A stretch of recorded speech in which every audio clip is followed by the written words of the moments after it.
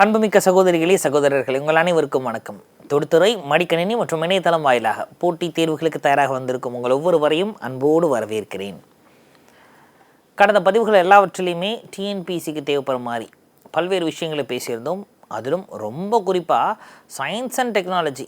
பொதுவாகவே science and டெக்னாலஜினால நமக்கு ஒரு பயம் இருக்கும் இல்லைங்களா? இந்த சயின்ஸ் அண்ட் டெக்னாலஜிக்கு ஏற்ற மாதிரி, அதாவது டிஎன்பிசி ஆஸ்பெக்டில் சயின்ஸ் அண்ட் டெக்னாலஜிக்கு எப்படி படிக்கணும் அப்படின்றத பற்றி நம்ம பார்த்தாச்சு. இப்போ கரண்ட் அஃபேர்ஸில் இருக்கக்கூடிய டேட்டாஸை மெயின்ஸில் எப்படி கேட்டால் எப்படி எழுதணும் அப்படின்ற மாதிரி நம்ம பேசிக்கிட்டு இருக்கோம். ஸோ அந்த ஒரு சில இன்றைக்கி நம்ம கரண்ட் அஃபேர்ஸில் இருக்கக்கூடிய டாபிக் ஜிசிசி ஹப். அப்போ ஒட்டுமொத்தமாகவே தமிழ்நாடும் சரி இந்தியாவும் சரி இந்த ஜிசிசி அப்படின்றதில் குளோபல் கேப்பபிலிட்டி சென்டர் அப்படின்றதில் கிட்டத்தட்ட ஒரு முன்னேற்ற பாதையை நோக்கி போயிட்டுருக்கோம். அப்போ ஜிசிசினா என்ன, சரிங்களா? ஏன் அது இவ்வளோ தூரம் வளர்ச்சி பாதையில் போய்கிட்டு இருக்குது, இதுக்கு அரசாங்கம் என்னென்ன நடவடிக்கை எடுத்திருக்குது, இது எல்லாத்தையுமே ஒட்டு மொத்தமாக சேர்த்து நம்ம பார்க்க போகிறோம். ஸோ இந்த பதிவிற்குள் போகலாம். GCC hub. அப்போ ஜிசிசி குளோபல் கேப்பபிலிட்டி சென்டர் அப்படின்றாங்க. அப்படின்னா என்னது? Is an offshore unit established by multinational companies to perform high value business functions such as software development, engineering design, research and development, finance, analytics, cyber security, artificial intelligence and customer support. அப்போ இந்த global capability centre அப்படின்றது MNC நிறுவனங்கள் இருக்காங்க இல்லையா, அவங்க MNC companies அவங்களுக்கு தேவைப்படுற மாதிரி சாஃப்ட்வேரை டெவலப் பண்ணுறதுக்கு, இல்லை இன்ஜினியரிங் டிசைன் புதுசாக ஏதாவது உருவாக்குறதுக்கு, ஆர்என்டி ரிலேட்டடாக, ஃபினான்ஸு, அனலிட்டிக்கலாக, cyber security, AI, customer support, இது எல்லாத்துலேயுமே ஒட்டு மொத்தமாக இன்டிகிரேட்டடாக அதுக்கு டெவலப் பண்ணுறதுக்காக உருவாக்கப்பட்டது. ஸோ அதுதான் ஜிசிசி குளோபல் கேப்பபிலிட்டி சென்டர் அப்படின்னு சொல்கிறோம். சரி, இந்தியாவோட நிலைமை இதில் எப்படி இருக்குன்றது தெரிஞ்சுக்கணும்ல, தெரிஞ்சுக்குவோமா? India has emerged as the global capital of GCCs. India hosting more than 1800 GCCs global capability centres இந்தியாவில் மட்டும் கிட்டத்தட்ட 1800க்கு மேலே இருக்குது அப்படின்றாங்க. Tamil Nadu, particularly Chennai, Coimbatore and Madurai is rapidly becoming a major GCC destination due to its skilled workforce, infrastructure and business-friendly policies. தமிழ்நாட்டில் அதுவும் குறிப்பாக சென்னை, கோயம்புத்தூர், மதுரை இது மூணுமே இந்த ஜிசிசி குளோபல் கேப்பபிலிட்டி சென்டர்ஸ். அப்போ ஒரே மையம் தான். இதில் ஏஏ, சாஃப்ட்வேர் டெவலப்மெண்ட்டு எல்லாமே உள்ளே இருக்கும், சைபர் செக்யூரிட்டி எல்லாமே. இந்த குளோபல் கேப்பபிலிட்டி சென்டர்ஸை அதிகரித்ததில் தமிழ்நாடு அரசினுடைய பங்கு ரொம்ப முக்கியம். அப்போ ஏன் இது அதிகரிச்சிருக்கு, குறிப்பாக சென்னை, கோயம்புத்தூர், மதுரையில் ரொம்ப அதிகமாக இருக்குது அப்படின்னா, மொதல் விஷயம் தமிழ்நாட்டில் கிடைக்கக்கூடிய ஸ்கில்டு ஒர்க் ஃபோர்ஸ். அப்போ இங்கே இருக்கக்கூடிய மனித வளம், ஹியூமன் ரிசோர்ஸ், அது இங்கே தமிழ்நாட்டில் கிடைக்கக்கூடியவங்க நல்ல அறிவார்ந்த மக்கள் இருக்கிறாங்க, டேலண்டடான ஆட்கள் இருக்கிறாங்க அப்படின்னு சொல்கிறாங்க. சரியா? ரைட்டு. ஸோ அடுத்து என்னென்னா தமிழ்நாட்டினுடைய இன்ஃப்ராஸ்ட்ரக்சர், உட்கட்டமைப்பு. தமிழ்நாட்டுடைய உட்கட்டமைப்பு ரொம்ப அழகாக இருக்குது. கவர்மெண்ட் நல்லா உருவாக்கி வச்சுருக்கு, ஒரு நல்ல இன்ஃப்ராஸ்ட்ரக்சர் உருவாக்கியிருக்கு. பிஸ்னஸ் ஃப்ரெண்ட்லி பாலிசிஸ், தொழில் முனைவோர்களுக்கும் ஃபாரின் இன்வெஸ்ட்மெண்ட் பண்ணுறவங்களுக்கும் ஏற்ற மாதிரி ஒரு கொள்கையை தமிழ்நாடு வடிவமைச்சு வச்சுருக்கு. ஸோ இதனாலேயே ஒட்டுமொத்த இந்தியா ஜிசிசி ஹப்பாக இருந்தாலும் கூட இந்தியாவுக்குள்ளே தமிழ்நாடும் பல்வேறு இடங்களை வச்சு ஜிசிசி ஹப்பாக வளர்ந்துக்கிட்டு இருக்குது அப்படின்னு சொல்லலாம். சரி, ஸோ நம்ம இந்தியாவில் இந்த ஜிசிசி குளோபல் கேப்பபிலிட்டி சென்டர்ஸ் அப்படின்றது எப்படி வளர தொடங்கியது அப்படின்றத பார்க்க போகிறோம். ஃபஸ்ட்டு ஃபேஸ் எப்போனா 1990s, குறிப்பாக அந்த எல்பிஜிலாம் இன்ட்ரடியூஸ் பண்ணுறப்ப, ஏன்னா டெக்னாலஜி அப்போ தான் பூம் ஆக ஆரம்பிக்குது. அப்போ அந்த ஃபஸ்ட்டு ஃபேஸில் என்ன பண்ணியிருக்கிறாங்க, mainly back office operations, data processing and customer support. அப்போ முதல்ல இந்த குளோபல் கேப்பபிலிட்டி சென்டர்ஸ் ஒட்டுமொத்தமாக எப்படி இருந்தது அப்படின்னா, back office operations, front office, back office அப்படின்னு சொல்லுவோம். அப்போ ஃப்ரண்ட் ஆஃபீஸில் இருக்கவங்க தான் அந்த அட்மினில் நமக்கு இருக்கக்கூடியவங்க முக்கியமான நபர்கள். ஆனால் பேக் ஆஃபீஸில் இருக்கிறது ரொம்ப முக்கியம், அவங்க தான் ப்ராசஸ் பண்ணி மற்ற விஷயங்களே செய்வாங்க. 1990s இந்த பேக் ஆஃபீஸ் ஆப்ரேஷன்ஸ் தான் பண்ணிகிட்ருக்கோம் உலகத்தில் இருக்கிற பெரிய நாடுகள் எல்லாத்துக்குமே. Data processing and customer support. அப்போ எங்கே யூஎஸில் பிரச்சனைனா அதுக்கான கஸ்டமர் சப்போர்ட் இந்தியாவிலேருந்து கொடுத்துக்கிட்டு இருப்போம். ஏன்னா இங்கே ஹியூஜாக மேன் பவர் இருக்குது. இல்லைங்களா? ஒட்டுமொத்த வேர்ல்டுலேயே அதிகமான யங்ஸ்டர்ஸ் இருக்கக்கூடிய நாடு இந்தியா தான். ஸோ அதனால் நம்ம இங்கேருந்து ப்ரொவைட் பண்ணிக்கிட்டு இருந்தோம் கஸ்டமர் சப்போர்ட் எல்லாமே. இதுதான் பிபிஓஸ் அப்படின்னு சொல்லுவோம். அதுக்கப்புறம் ஃபேஸ் 2 2000லேருந்து 2010 சரிங்களா, அடுத்த 10 வருஷம். இப்போ எப்படி மாறுது ஜிசிசி அப்படின்னா, ID services and software development. அப்போது இந்த ஐடி சேவைகள் மற்றும் சாஃப்ட்வேர், அந்த மென்பொருள் சொல்லுவோம் இல்லையா, சாஃப்ட்வேர்ஸ், இந்த சாஃப்ட்வேர்லாம் டெவலப் ஆக ஆரம்பிக்குது. அப்போ இப்போ தான் expansion of business process outsourcing, BPO அப்படின்னு சொல்கிறோம். அப்போ இந்த கஸ்டமர் சப்போர்ட்டுடைய அடுத்த பரிணாமம் தான் BPO, business process outsourcing. அப்போ ஏதோ ஒரு நாட்டில் ப்ராசஸ் நடந்துக்கிட்டு இருக்கும், அதுக்கான கஸ்டமர் சப்போர்ட்டோ அதுக்கான பேக் அண்ட் ஆப்ரேஷன்ஸோ இங்கே இந்தியாவில் நம்ம கொடுத்துக்கிட்டு இருப்போம். இதனால் என்ன ஆகும், அந்த நாடு மேன் பவர் அவங்கள்ட்ட இல்லை, அது பாட்டுக்கு அங்கே வேலையை பார்த்துக்கிட்டு இருக்கு. அதுக்கு பேக்கெண்டில் நடக்கக்கூடிய விஷயங்கள் எல்லாமே இந்தியாவிலேருந்து நம்ம ஆட்களை வைத்து, சரி நீங்கள் ஹியூமன் ரிசோர்ஸ் நிறைய கிடைக்கிறனால இந்தியாவிலேருந்து நம்ம அதுக்கு சப்போர்ட் பண்ணிகிட்டு இருந்திருக்கோம். இது ஃபேஸ் 2 அடுத்த 10 வருஷத்தில். அப்புறம் ஃபேஸ் 3 அதுக்கு அடுத்த 10 வருஷம் 2010லேருந்து 2020 research and development centres, R&D centres அப்படின்னு சொல்கிறோம். இந்த சாஃப்ட்வேர் டெவலப்மெண்ட்டாக இருக்கலாம், இல்லைன்னா இந்த பிபிஓவாக இருக்கலாம். இதை பேஸ் பண்ணி ஆர்என்டிஸ் நிறையா கொண்டு வரும். இன்ஜினியரிங் அண்ட் இன்னோவேஷன் ஆக்டிவிட்டீஸ், ஆமாம், புதுசாக கண்டுபிடிப்புகளை இந்த ஃபேஸில் நம்ம நிறைய கொண்டு வர ட்ரை பண்ணுறோம். ரொம்ப குறிப்பாக கல்வி சார்ந்து பல்வேறு விஷயங்களை முன்னெடுக்கிறோம். புதுசாக டெக்னாலஜிஸை உருவாக்கணும். அந்த டெக்னாலஜி மனுஷனுக்கு தேவைப்படுற மாதிரி, குறிப்பாக நம் நாட்டு மக்களுக்கு தேவைப்படுற மாதிரி இருக்கணும் அப்படின்னு நினைக்கிறோம்.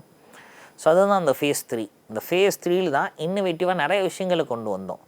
அதில் ரொம்ப ரொம்ப ரொம்ப முக்கியமான விஷயம் என்ன அப்படின்னா, இந்த வேஸ்ட் செக்ரிகேஷன் தான். டன் கணக்கில் இங்கே வேஸ்ட் நம்ம உருவாக்குறோம். இந்த உருவாக்கக்கூடிய வேஸ்ட்டை செக்ரிகேட் பண்ணி இந்த வேஸ்ட்டை எப்படி நம்ம பாசிட்டிவாக யூஸ் பண்ணலாம் அப்படின்றதுக்கு ஆர்என்டிக்கு நிறையா செலவு பண்ணியிருக்கோம்.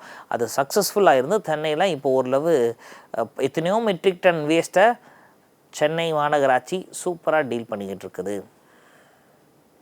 அடுத்ததாக ஃபேஸ் 4 2020லேருந்து 2030 இந்த ஒரு டிகேட் பாருங்கள். ஒவ்வொரு ஃபேஸாக 1900s ஆரம்பித்தது டெக்னாலஜிஸ், 1990s தான் இந்த ஜிசிசி அப்படின்றது ப்ரொமோட் ஆக ஆரம்பிக்குது, வளர ஆரம்பிக்குது. குளோபல் கெப்பாபிலிட்டி சென்டர்ஸ் அப்படின்னு சொல்லிட்டு, இல்லைங்களா?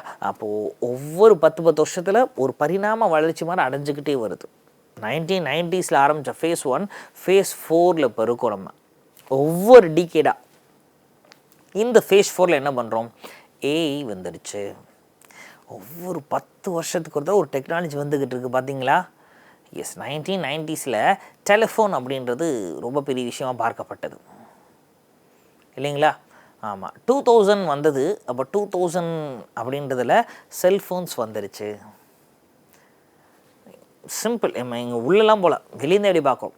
1900s டெலிஃபோன் வந்துருந்தது, 2000 செல்ஃபோன்ஸ் வந்துருச்சு, 2010 ஸ்மார்ட் ஃபோன்ஸ் வந்துருச்சு, 2010 ஸ்மார்ட் ஃபோன்ஸ் அப்படின்னு வந்துருச்சு, இல்லைங்களா? ரைட். இப்போ 2020s என்ன வந்துச்சுன்னா, ஸ்மார்ட் ஃபோன்ஸையும் தாண்டி ஸ்மார்ட் வாட்சஸ் மாதிரி டெக்னாலஜி மாறிடுச்சு. ஃபோன் இருக்குன்னு அவசியம் கிடையாது, ஸ்மார்ட் வாட்சஸ் மூலமாக கனெக்ட் பண்ணிக்கலாம். ஸோ இப்போ இதைத்தான் அவங்க சொல்கிறாங்க, ஒவ்வொரு 10 வருஷத்துக்கும் ஒரு கண்டுபிடிப்பு ஏதோ வந்துடுது. அந்த கண்டுபிடிப்பு சொசைட்டியில் ஒரு பெரிய டாமினண்ட்டை ஏற்படுத்திடுது. ஸோ இப்போ இதைத்தான் நம்ம வந்து டெக்னாலஜிக்கலாக அப்கிரேடேஷன் அப்படின்னு சொல்கிறோம். டெக்னாலஜிக்கலாக வளர்ந்துக்கிட்டே இருக்கோம் அப்படின்னு சொல்லலாம். இந்த ஃபேஸ் 4 என்னென்ன பண்ணுறோம், ஏஐ, ஆர்டிஃபிஷியல் இன்டெலிஜென்ஸ். இந்த 2020க்கு அப்புறம் எங்கிட்டு திரும்பினாலும் ஏஐ தான். இன்னும் கொஞ்ச நாளும் கழித்து, இன்னும் ஒரு 20 வருஷத்தை 2 டிகேட் மட்டும் தாண்டியாச்சு அப்படின்னா ஏஐ மட்டும்தான் எல்லா வேலையும் பார்க்கும் போல். நம்ம ப்ராம்ப்டிங் மட்டும் கொடுத்து வீட்டில் உட்காந்துக்கலாம் போல். அடுத்ததாக மெஷின் லேர்னிங், க்ளவுட் கம்ப்யூட்டிங். அப்போ இந்த ஃபேஸ் 4 தான் இதெல்லாமே டெவலப் ஆகுது. Artificial intelligence, machine learning, cloud computing. அதுக்கப்புறம் product development and strategic decision making. ஆமாம், ஸ்ட்ராட்டஜிக் டெசிஷன் மேக்கிங் அப்படின்றதுக்கே இன்றைக்கி நம்ம என்ன பண்ணிட்டோம் அப்படின்னா, முன்னாடி எக்ஸ்பீரியன்ஸான பர்சன்ஸ் கிட்ட கேட்டுக்கிட்டு இருப்போம், ஜி இப்படி பண்ணலாமா, ஜி அப்படி பண்ணலாமா அப்படின்னு சொல்லிட்டு. ஆனால் இப்போ டெசிஷன் மேக்கிங் அப்படின்றதையே ஏஐட்ட கேட்குற அளவுக்கு நம்ம வந்துட்டோம். இப்படி பண்ணால் என்ன, அப்போ அது சொல்லிடுது, ஹிஸ்ட்ரியில் இப்படி பண்ணியிருந்தாங்க, அதுக்கு ரிசல்ட் இது, இப்படி பண்ணால் சயின்டிஃபிக்காக அந்த பிரச்சனை வரும், இந்த பிரச்சனை வரும்னு. சமீபத்தில் பார்த்தேன் ஒரு காணொளி ஒன்று.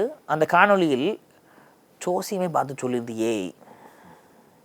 நான் இந்த ஊரில் இத்தனை மணிக்கு பிறந்தேன், இப்போ நான் இந்த தொழில் தொடங்க போகிறேன்னா கிட்டத்தட்ட ஜோசியக்காரர் என்னெல்லாம் நம்ம சொல்வாரோ அதெல்லாமே ஏன் சொல்லிக்கிட்டு இருக்குது.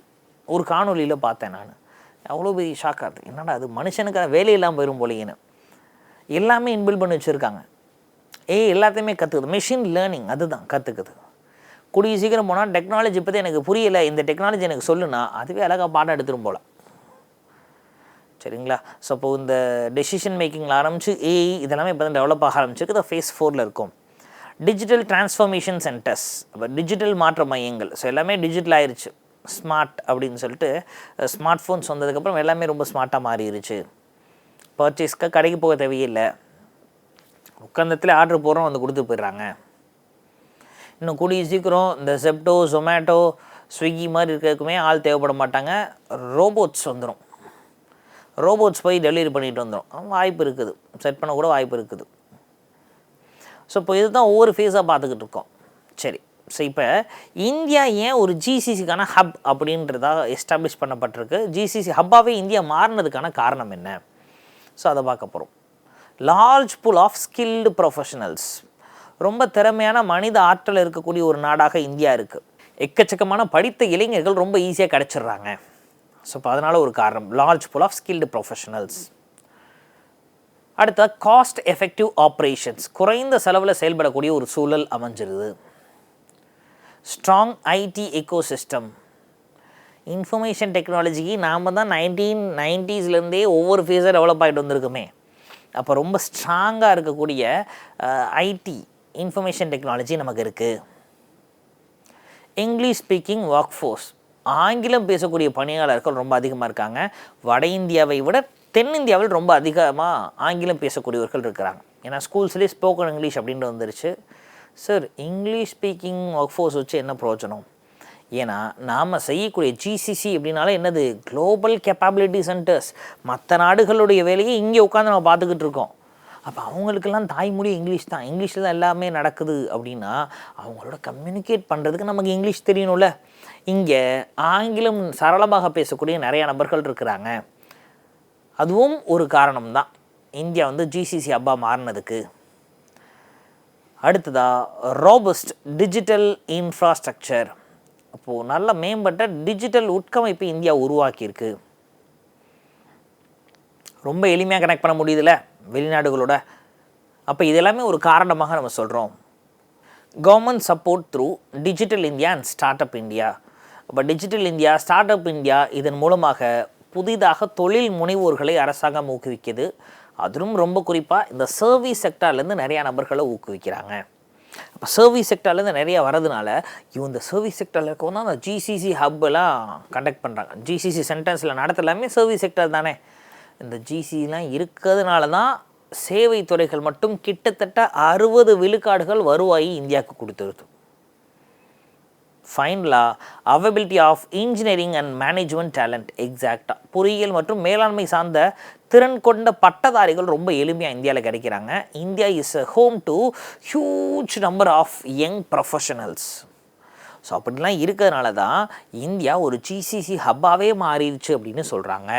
இந்தியா ஏன் ஜிசிசி ஹப்பாக இருக்குது அப்படின்னா இது எல்லாத்தையுமே நம்ம சொல்ல போகிறோம். சரிங்களா? ஸ்கில்டு ப்ரொஃபஷனல்ஸ் ரொம்ப அதிகமாக இருக்காங்க. எஃபெக்டிவான ரொம்ப காஸ்ட் எஃபெக்டிவ் ஆப்ரேஷன்ஸ். அப்போது இதே வேலையை நம்ம யூஎஸில் வச்சு பண்ணோன்னா செலவு ரொம்ப அதிகம். ஆனால் யூஎஸில் செய்ய வேண்டிய வேலையை நாம் இந்தியாக்கிட்ட கொடுத்து இந்தியாவிலேருந்து செஞ்சோன்னா இங்கே எல்லாமே செலவு கம்மி. அதாவது எக்கனாமியில் ஒரு கான்செப்ட் சொல்லுவாங்க, பர்ச்சேசிங் பவர் பேரிட்டி அப்படின்னு சொல்லிட்டு. இந்த பிபிபி பர்ச்சேசிங் பவர் பேரிட்டி அப்படின்றது இந்தியாவில் மற்ற நாடுகளை கம்பேர் பண்ணுறப்ப குறைவாகவே இருக்குது. சரிங்களா? ஸோ அதனால் நமக்கு லாபம் தான். அடுத்ததாக இந்தியாவில் என்னென்ன பிரச்சனைகள் அப்படின்றத நம்ம தெரிஞ்சுக்கணும் இல்லையா? ஏன்னா இவ்வளோ தூரம் வளர்ந்துக்கிட்டு இருக்குது. அப்போ இந்தியாவில் என்னென்ன பிரச்சனைகள் இருக்குது அப்படின்றத நமக்கு தெரிஞ்சுக்கணும். இந்தியாவில் என்னென்ன பிரச்சனைகள் அப்படின்றத தெரிஞ்சுக்கிறதுக்கு முன்னாடி, என்னென்ன சேலஞ்சஸ் தெரிஞ்சுக்க முன்னாடி, தமிழ்நாடு எப்படி பூம் ஆகுது? இந்தியா நீங்கள் சொல்கிறீங்க, தமிழ்நாடு சிம்பிள். இந்தியாவுக்கு பார்த்த எல்லாத்தையுமே அப்படியே தமிழ்நாடு கூட போட்டு எழுதிக்கலாம். பட் இருந்தாலும் தமிழ்நாட்டில் ஒரு சில பாயிண்ட்ஸ் நம்ம தனியாக கொடுக்கணும் இல்லையா? சப்போஸ் சொல்ல போகிறோம். அப்போ தமிழ்நாடு இந்தியாவிலேயே ரொம்ப ஃபாஸ்டஸ்ட் க்ரோயிங் ஜிசிசி டெஸ்டினேஷன்ஸாக இருக்குது. ஏன் இப்படி இவ்வளோ தூரம் வளர்ந்துருக்கு அப்படின்னா தமிழ்நாட்டினுடைய முக்கியமான பலங்கள் என்னென்னு பார்க்க போகிறோம். Strategic location and connectivity. தமிழ்நாட்டில் மட்டும் 4 இன்டர்நேஷ்னல் ஏர்போர்ட் இருக்குது, 3 முக்கியமான துறைமுகங்கள் இருக்குது. அப்போ கனெக்டிவிட்டி பொறுத்த வரைக்கும் தமிழ்நாடு ஸ்ட்ராட்டஜிக்கான ஒரு லொக்கேஷனில் இருக்குது, ஒரு சிறந்த அமைவிடத்தில் தமிழ்நாடு இருக்குது. அப்போ மேனுஃபேக்சரிங் ரிலேட்டடாக பொருட்களை நம்ம இங்கேருந்து ஏற்றுமதி பண்ணணுன்னாலும் நமக்கு 3 பெரிய துறைமுகங்கள் இருக்குது இல்லைங்களா? ஆமாம், மெட்ராஸ் போர்ட் ட்ரஸ்ட் ஒன்று இருக்குது, எண்ணூர் காமராஜர் ஒன்று இருக்குது, தூத்துக்குடி வஉசி துறைமுகம், 3 பெரிய துறைமுகங்கள் இருக்குது, 4 இன்டர்நேஷ்னல் ஏர்போர்ட் இருக்குது கனெக்டிவிட்டி பொறுத்த வரைக்கும். அடுத்து large talent pool from engineering institutions. வருஷம் கிட்டத்தட்ட 4.5 லட்சம் இன்ஜினியர்ஸ் தமிழ்நாட்டில் உருவாகிறாங்க. இதுலேயும் அதீதமான இளைஞர்கள், ரொம்ப டேலண்ட் அதிகமாக இருக்கக்கூடிய நபர்களாக தென்படுகிறார்கள். பொதுவாகவே சொல்லுவாங்க, நார்த் இந்தியா கம்பேர் பண்ணுறப்ப சவுத் இந்தியன்ஸ் அப்படின்னா சும்மாவே இருக்க மாட்டாங்க. இப்போ சேஃப் ஃபார் எக்ஸாம்பிள் ஒரு காணொலியில் நானும் பார்த்துருந்தேன். நார்த் இந்தியன்ஸ் ஒரு வேலையை பார்க்குறாங்க, இல்லை மற்ற நாட்டை சார்ந்தவங்க ஒரு வேலை பார்க்குறாங்க அப்படின்னா, சுவிட்சு போடுறோம், அந்த சுவிட்சு போட்டு அந்த மிஷின் ஒழுங்காக வேலை செய்யலை அப்படின்னா, ஐயோ சுவிட்சு போட்டால் வேலை செய்யலை, ஓகே சுவிட்ச் ஆஃப் பண்ணிட்டு மிஷினில் பிரச்சனைன்னு போயிடுவாங்க. ஆனால் தமிழ்நாட்டில் இருக்க என்ன பண்ணோன்னா, சுவிட்சு போட்டு பார்ப்பா மிஷின் ஓடலை, என்ன ஓடலை, ஏன் ஓடலை அப்படின்னு சொல்லி அந்த மிஷினை போய் எதுவும் வேறு எதுவும் லூஸாக இருக்கா, ஏன் ஓடலை, சப்ளை ஒழுங்காக வருதா அப்படின்னு அவன் போய் அதை பார்ப்பான். ஸோ இப்போ தான் இன்ட்ரெஸ்ட் அப்படின்னு சொல்லுவோம் சரிங்களா? ஸோ ஒர்க் ஃபோர்ஸ்க்கு இருக்க இந்த இன்ட்ரெஸ்ட் அப்படின்றது மற்ற இடங்களை கம்பேர் பண்ணுறப்ப தமிழ்நாட்டில் இருக்கக்கூடிய இளைஞர்களுக்கு அதிகமாகவே இருக்குது. அதுவும் கூட ஒரு பாயிண்ட்டு தான். அடுத்ததாக presence of automobile, electronics and manufacturing industries. ஒட்டுமொத்த இந்தியாவில் ஆட்டோமொபைல் காம்போனன்ட்ஸ் அதிகமாக ப்ரொடியூஸ் பண்ணக்கூடிய இடம் சென்னை தான். இதனால தான் அந்த சென்னையை நம்ம டெட்ராய்ட் ஆஃப் ஏஷியா, அதாவது ஆசியாவின் டெட்ராய்ட் அப்படின்னு சொல்கிறோம். அப்போ already automobile, electronics, manufacturing activities எல்லாமே இங்கே நடக்கிறதுனால இந்த ஜிசிசி அப்பா சென்னை செயல்படுறதுல ஒரு பெரிய விஷயம் இல்லை, பிரச்சனையும் கிடையாது, ரொம்ப ஈஸியாக கனெக்ட் பண்ணிக்கலாம். சென்னை, குறிப்பாக தமிழ்நாட்டில் சென்னை எடுத்துக்கிட்டோன்னா, it contains strong IT and ITES ecosystems. வலுவான ஐடி கட்டமைப்பை இந்தியா வச்சுருக்கு, அந்த இந்தியாவிலும் குறிப்பாக தமிழ்நாடு வச்சுருக்குது. World class infrastructure. ஓஎம்ஆர் பக்கம் போனோம்னா உண்மையிலேயே அது சென்னை தானே இல்லை வேறு ஏதாவது ஃபாரின் கண்ட்ரின்ற மாதிரி நமக்கு தெரிய மாட்டேது. அவ்வளோ அழகான இன்ஃப்ராஸ்ட்ரக்சர்களை உருவாக்கி வச்சுருக்கிறாங்க. அப்போ அரசாங்கம் இவ்வளோ அழகான இன்ஃப்ராஸ்ட்ரக்சரை உருவாக்கி வச்சுருக்கிறதுனால இது எல்லாமே தமிழ்நாடு ஒரு மிகப்பெரிய ஜிசிசி ஹப்பாக மாறினதுக்கான ஒரு காரணமாக இருக்குது. Government support through investment friendly policies. எக்ஸாக்டாக மற்ற மாநிலங்களை கம்பேர் பண்ணுறப்ப இங்கே அரசாங்கமே இன்வெஸ்ட் பண்ணக்கூடிய இன்வெஸ்டர்ஸ்க்கு ஃப்ரெண்ட்லியான ப்ராசஸ் வச்சுருக்கிறாங்க, ஃப்ரெண்ட்லியான பாலிசிஸை உருவாக்குறாங்க. ஸோ இப்போ இது எல்லாமே ஒரு காரணம் தான். சரி, இப்போ தமிழ்நாடு ரொம்ப சமீபத்தில் தமிழ்நாடு ஜிசிசி பாலிசி, அப்போ குளோபல் கேப்பபிலிட்டி சென்டர்ஸ் பாலிசி அப்படின்றத அனௌன்ஸ் பண்ணியிருந்தாங்க. அப்போ இந்த பாலிசியில் தமிழ்நாடு அரசு என்னென்ன விஷயங்களை செய்ய போகுது அப்படின்றத பார்க்க போகிறோம். First thing, infrastructure support, plug and play office facilities, special economic and technological zones. அப்போ ஃபஸ்ட்டு திங், இந்த ஜிசிசி அதாவது குளோபல் கேப்பபிலிட்டி சென்டர்ஸ் சார்ந்து இருக்கக்கூடிய நிறுவனங்கள் உருவாவதற்கு இன்ஃப்ராஸ்ட்ரக்சர் சப்போர்ட்டை தமிழ்நாடு அரசு கொடுத்துருது. குறிப்பாக டிட்கோ அப்படின்ற அமைப்பின் மூலமாக கட்டமைச்சு கொடுத்துட்றாங்க. இந்த டிட்கோன்ற அமைப்பின் மூலமாக இன்ஃப்ராஸ்ட்ரக்சரை டெவலப் பண்ணி கொடுத்துட்றாங்க. ஐயா எனக்கு வந்து இத்தனை ஸ்கொயர் ஃபீட்டில் இவ்வளோ பேர் உட்காந்து வேலை வைக்கமாக இடம் வேணும் அப்படின்னா டிட்கோவின் மூலமாக அந்த இடத்த உருவாக்கி அந்த இடத்துல கன்ஸ்ட்ரக்ஷனையும் கட்டி அதில் இருக்கக்கூடிய மற்ற எல்லா விஷயங்களையும் செஞ்சு நீங்கள் ஒன்றும் இல்லை வந்து உங்கள் சிஸ்டத்தை தூக்கிட்டு வந்து உட்காந்து வேலை பார்த்தா போதும் அப்படின்ற அளவுக்கு இன்ஃப்ராஸ்ட்ரக்சர் சப்போர்ட் பண்ணியிருக்கிறோம். அடுத்ததாக skill development, industry oriented training programs, collaboration with the universities. அப்போ பல்கலைக்கழகங்களோடு சேர்ந்து ரியல் டைமில், ஏன்னா அங்கே யூனிவர்சிட்டிஸில் இருக்கக்கூடிய ப்ராஜெக்ட்ஸ்லாம் சின்ன ப்ராஜெக்ட்ஸை பண்ணுவோம், அப்போ ரியல் டைமில் யூஸ் ஆகிற மாதிரி இண்டஸ்ட்ரி ஓரியன்டட் ப்ரோக்ராம்ஸ்க்கு ஜிசிசி பாலிசி மூலமாக தமிழ்நாடு அரசு அலோவ் பண்ணியிருக்கு. Linking the universities and the huge companies, பெரிய நிறுவனங்களையும் யூனிவர்சிட்டியில் இருக்கக்கூடிய ரிசர்ச் அண்ட் அனாலிசிஸில் இருக்கக்கூடியவங்க, ரிசர்ச் அண்ட் டெவலப்மெண்ட் இருக்கக்கூடியவங்களை ஒட்டு மொத்தமாக லிங்க் பண்ணுறாங்க. சரி, வேறு என்ன சார் செய்கிறாங்க? இன்சென்டிவ்ஸ் அனௌன்ஸ் பண்ணுறாங்க. என்னென்ன இன்சென்டிவ்ஸ்? ஃபினான்ஷியல் அசிஸ்டன்ஸ் கொடுத்துட்றாங்க. அப்போ ஒரு நிறுவனம் உருவாக்குறாங்கன்னா அந்த நிறுவனத்துக்கான நிதி உதவி கொடுத்துட்றாங்க. இன்வெஸ்ட்மெண்ட் சப்போர்ட், முதலீட்டு ஆதரவு. எம்ப்ளாய்மெண்ட் லிங்க்டு இன்சென்டிவ்ஸ், வேலைவாய்ப்பு அடிப்படையிலான ஊக்கங்கள். அப்போ இது எல்லாத்தையும் கொடுத்துட்றாங்க. அதுக்கப்புறமும் ரீஜனல் டெவலப்மெண்ட், இந்த ஜிசிசி எக்ஸ்பேன்ஷன் அப்படின்றத சென்னையும் தாண்டி மற்ற ஊர்களையும் கொண்டு வரணும். அதுவும் ஸ்பெஷல் ஃபோக்கஸ் எங்கேயும் கொடுத்துருக்குறாங்கன்னா கோயம்புத்தூர், மதுரை, திருச்சி, சேலம், திருநெல்வேலி, இந்த இடங்கள்லையும் இந்த குளோபல் கெப்பாபிலிட்டி சென்டர்ஸ் உருவாகணும் அப்படின்னு கொண்டு வராங்க. அப்போ இந்த குளோபல் கெப்பாபிலிட்டி சென்டர்ஸ் இந்த ஊர்கள்லாம் உருவாச்சுன்னா இந்த ஊர்களும் ரொம்ப அழகாக டெவலப் ஆயிரும். சரிங்களா? ஸோ அதனால தான் கோயம்புத்தூர், மதுரை, திருச்சி, சேலம், திருநெல்வேலி இதெல்லாமே ஹைலி ஃபோக்கஸ் பண்ணி இந்த ஜிசிசி சென்டர்ஸ் சென்னையும் தாண்டி மற்ற இடங்களுக்கு வரணும் அப்படின்னு தமிழ்நாடு அரசு முன்னெடுப்படுத்திருக்கு. சரி சார், நீங்கள் சொல்கிறீங்க குளோபல் கெப்பாபிலிட்டி சென்டர்ஸ். இந்த குளோபல் கெப்பாபிலிட்டி சென்டர்ஸ் வரதுனால என்னென்ன பெனிஃபிட்ஸ்? அப்போது எக்கனாமிக்கலாக நமக்கு நிறையா பெனிஃபிட் இருக்குது, சோஷியலாக நிறையா பெனிஃபிட் இருக்குது. அப்போ ரெண்டையும் தனித்தனியாக கூட பார்க்க போகிறோம். ஃபஸ்ட்டு திங், பொருளாதார அடிப்படையில் நமக்கு என்னென்ன தாக்கத்தை ஏற்படுத்துது, பொருளாதாரத்தில் நமக்கு என்னென்ன நல்லது நன்மைகள் நடக்குதுன்னு பார்க்குறோம். Generation of high paying jobs.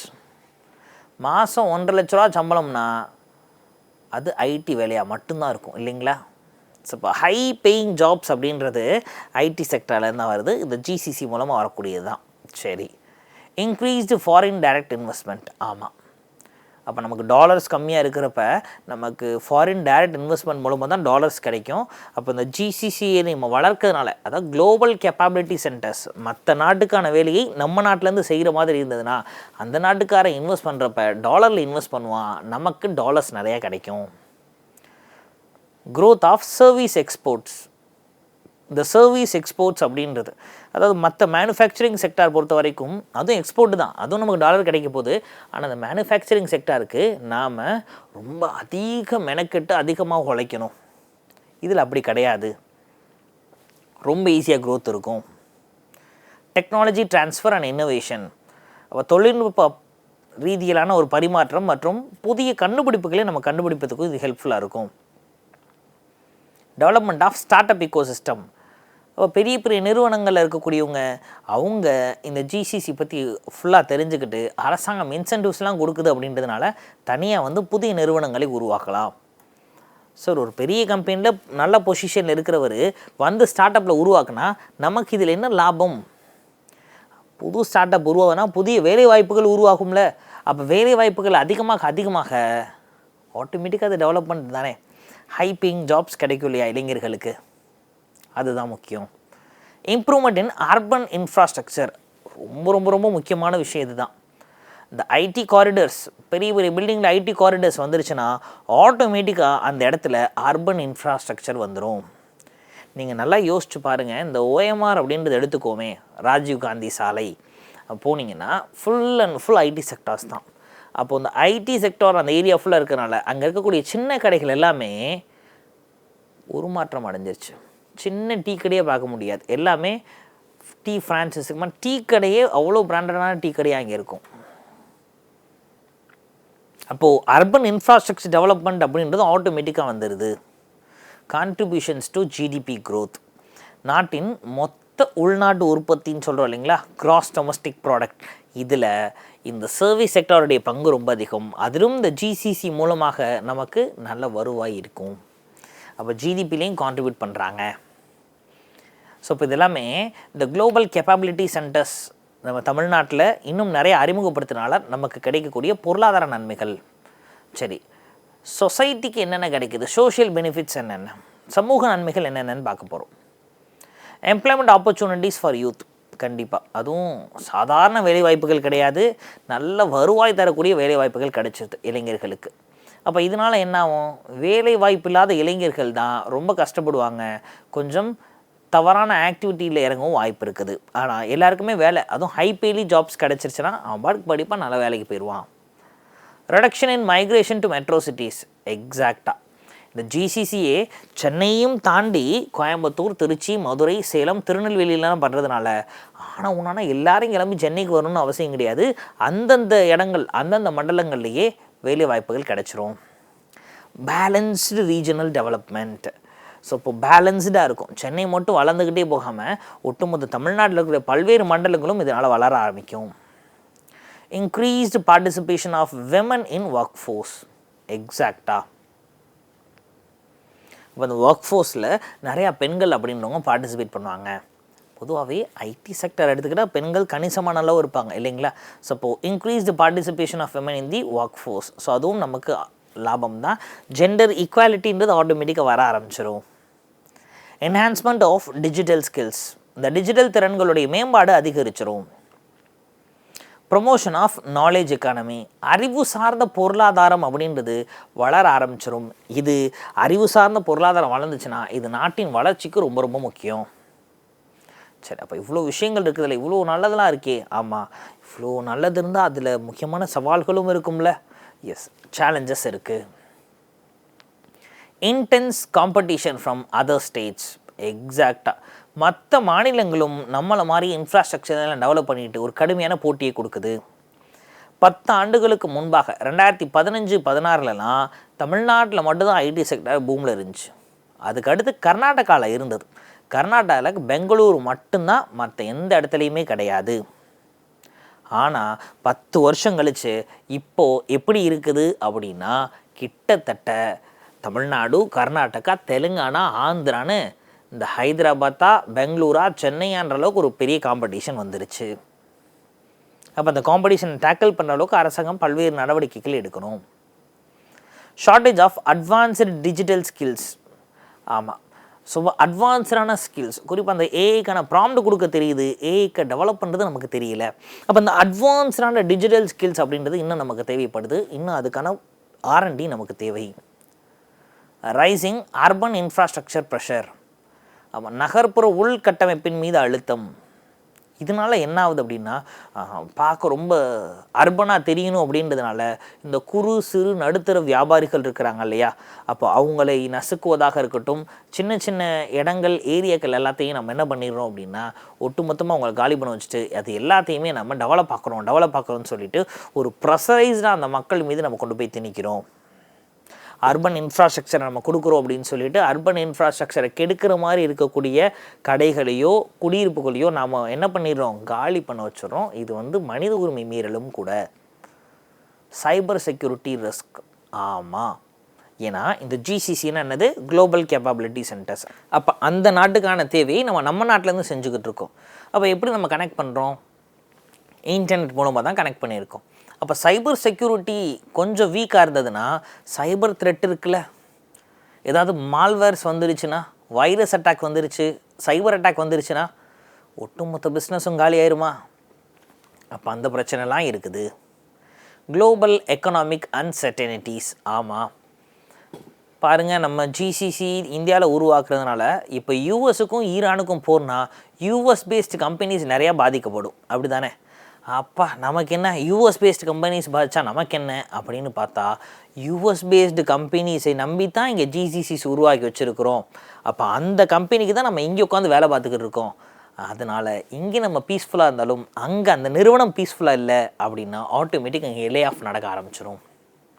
சமீபத்தில் ஒரு பெரிய நிறுவனம் ஒரே நாளில் 12,000 பேரை வேலையை விட்டு தூக்குச்சு. Lay off.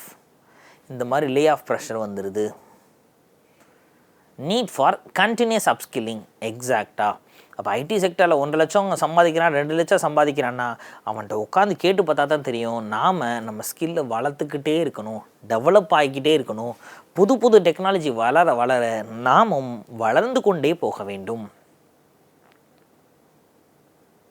அப்போ இது எல்லாமே ஒரு மிகப்பெரிய சேலஞ்சஸாக நம்ம பார்க்குறோம்.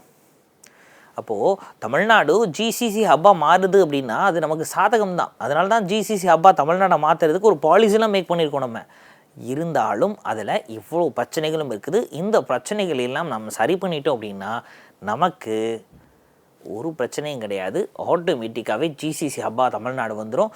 நமக்கு ஹைலி பெய்டு ஜாப்ஸ் வந்துடும். தமிழ்நாடு, குறிப்பாக தமிழ்நாடு மட்டும் இல்லாமல் தமிழ்நாட்டில் இருக்கக்கூடியவங்களும் வளர்ச்சி பாதையை நோக்கி போக நிறைய சான்சஸ் இருக்குது.